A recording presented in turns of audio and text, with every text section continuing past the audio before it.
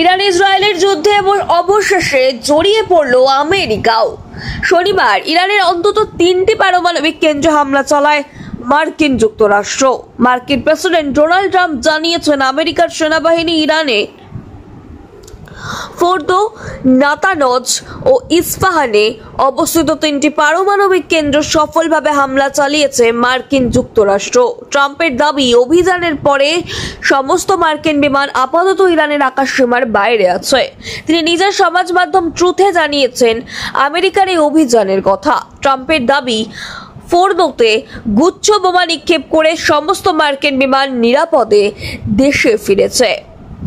American সেনাবাহিনীকে অভিনন্দন জানিয়ে ট্রাম্প লেখেন, অন্য কোনো দেশের সেনাবাহিনী এখনো পর্যন্ত এই ধরনের অভিযান চালাতে পারেনি। সমাজ মাধ্যমেই ট্রাম্পের বার্তা, এখন শান্তির সময়। সমাজ মাধ্যমে ডোনাল্ড ট্রাম্পের পোস্ট।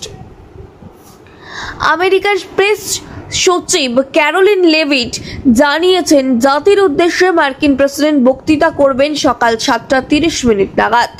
জানা গিয়েছে, আকাশপথে হানা দেওয়ার পরে ইসরায়েলের প্রধানমন্ত্রীর সঙ্গে ফোনে কথা হয়েছে আমেরিকার প্রেসিডেন্টের। উল্লেখ্য, ইরানকে আমেরিকা 2 সপ্তাহ ধরে সময় দিয়েছিল। ট্রাম্পের বার্তা ছিল, হয় কূটনৈতিক আলোচনা করে সমাধান, নয়তো মার্কিন সেনার পদক্ষেপ নিয়ে আগামী 2 সপ্তাহের মধ্যে চূড়ান্ত সিদ্ধান্ত নেওয়া হবে। গত শনিবারেও ট্রাম্প জানিয়েছিলেন, তিনি এখনো চূড়ান্ত সিদ্ধান্ত নেননি, তবে সেই সময়ের আগেই ইরানে আঘাত হানল আমেরিকা। শনিবার বেশ কয়েকটি মার্কিন বোমারুকে দেখা গিয়েছিল মিসৌরির ওসাইট ম্যান বিমান ঘাঁটি থেকে রওনা দিতে। শনিবার বেশ কয়েকটি মার্কিন বোমারুকে দেখা গিয়েছিল মিসৌরির ওসাইট ম্যান বিমান ঘাঁটি থেকে রওনা দিতে। এয়ার ট্রাফিক কন্ট্রোল কমিউনিকেশনে দেখা যাচ্ছিল, এই বোমারু B-2 বিমানগুলি প্রশান্ত মহাসাগরের উপর দিয়ে উড়ে যাচ্ছে, কিন্তু সেগুলির গন্তব্য কোথায় ছিল তার সম্পর্কে স্পষ্ট তথ্য ছিল না। তার কয়েক ঘন্টার মধ্যে ইরানে মার্কিন আক্রমণ।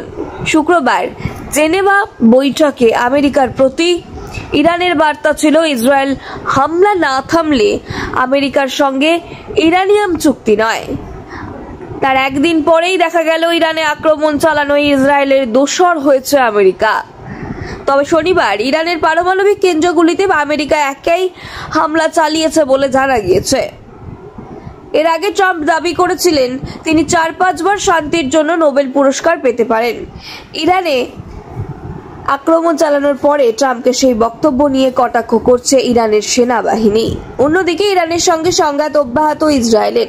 নেতানিয়াহু বাহিনীর মূল লক্ষ্য ইরানের পারমাণবিক ও সামরিক ঘাঁটি।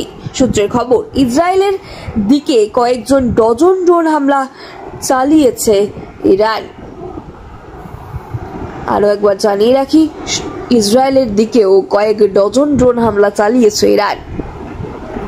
Bureau report, news hunt TV.